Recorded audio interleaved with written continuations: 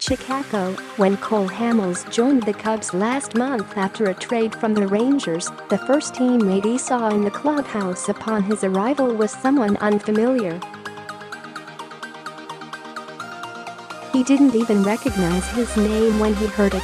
It was David Bote, an unheralded prospect, drafted in 2012 out of a small community college in Kansas. Bote was up there before everyone else, working. His career thus far has been built on preparing for and seizing opportunities when they come. When you're an 18th rounder, that's the life. But Sunday night, on national television, and in a moment that usually exists only in a child's backyard make-believe, Bote made sure no future teammates will have trouble recognizing him. In a microcosm of what he has been doing this season, Bote stepped in for someone else and produced. Pinch hitting for the pitcher spot with his team down by 3 and 2 outs in the bottom of the ninth. He worked the count to 2 strikes and then tattooed a sinker to center field. The crowd at Wrigley Field went into a titanic frenzy, chanted his name. Bill Murray went on the field to congratulate him, not leaving his side until Bote had made his way into the clubhouse. That's a lot for a 25-year-old standing in for injured former NL MVP Kris Bryant. He's doing it with aplomb, though. Bote has the highest average exit velocity in baseball right now, and an OPS of 957. He dazzles with the glove too, good for 5 defensive runs saved in under 150 innings. All this while Bote and his family have made the trip back and forth from AAA 5 times already this season. They left his car, half-packed, in Des Moines, where the Cubs' highest affiliate plays, and don't plan to rescue it until the season is over.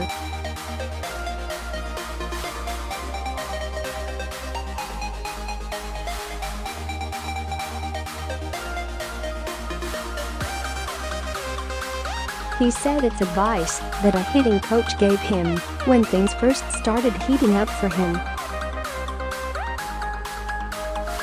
Stay where you're at. Don't come up to the surface until the season is over. Stay the course, Bote said.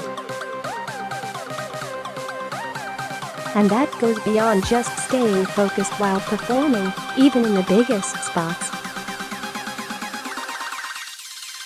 Bote lives with the reality that Bryant's forthcoming healthy return means he is probably headed back to the minors until rosters expand in September.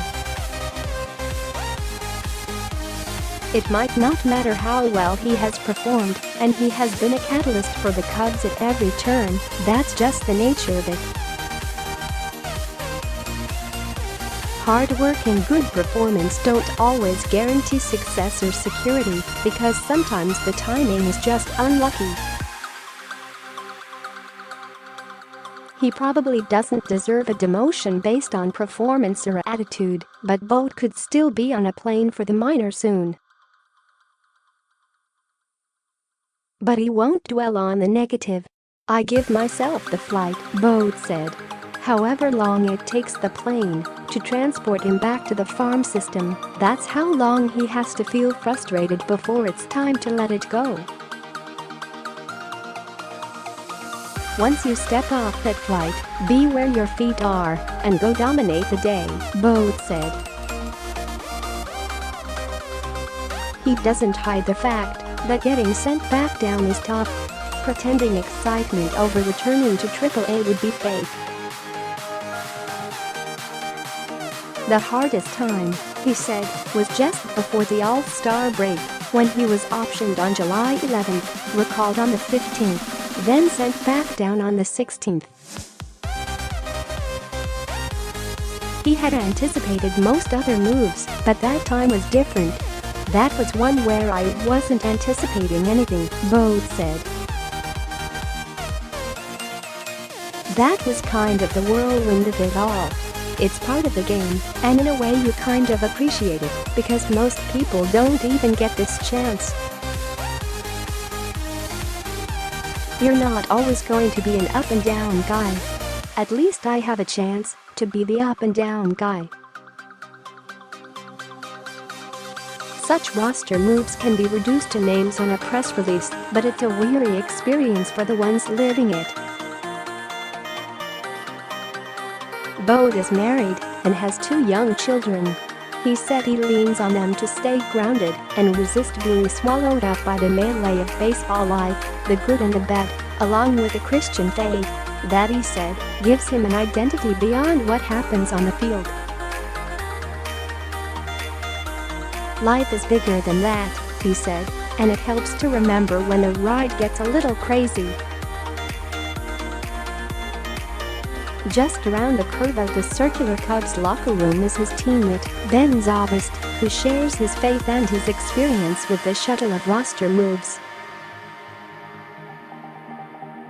Zobrist was sent back and forth from the minors with the Rays repeatedly in 2007 and 2008 under Joe Maddon, and he knows how tough that can be.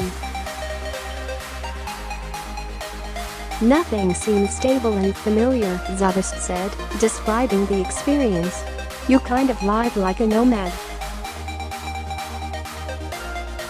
It's family, housing, cars, schools. It's getting on an early morning flight to play in a game that night in a different city and in a different uniform. It's old teammates new again. A baseball season under the best of circumstances can be taxing for a player, but only more so when he's perpetually uncertain of the immediate future. Bote, Zobrist said, handles it with a maturity beyond most players his age. His attitude is really remarkable, the way he looks at things, Zobrist said.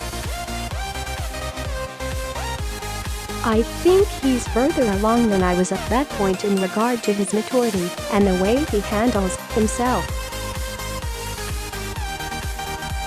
Maddon has repeatedly praised Bote for his approach, both in terms of attitude and performance. He often calls him unafraid and self-confident without being a braggart. Bote has won the respect of the entire clubhouse, Maddon said, and now, thanks to the heroics of Sunday night, it's unlikely anyone in baseball will have trouble recognizing him. He's industry-wide known right now, Maddon said after Sunday's game. He's the kind of guy, and I'm telling you, because I was a scout, who gets overlooked.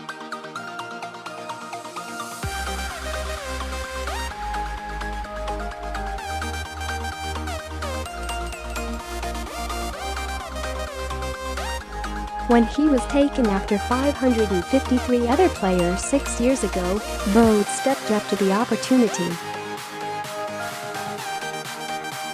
When the Cubs traded away Gleyber Torres in 2016, then the top infield prospect in their system, Bote took his place on the high-A roster. When he realized that he was hitting the ball too low and needed a better launch angle to be successful, Bote tweaked his swing in 2017 to take fuller advantage of how hard he was hitting the ball. When Bryant got hurt, Bote got the call to take his spot on the roster. And Sunday night, when Maddon needed a pinch hitter, Bote grabbed his bat.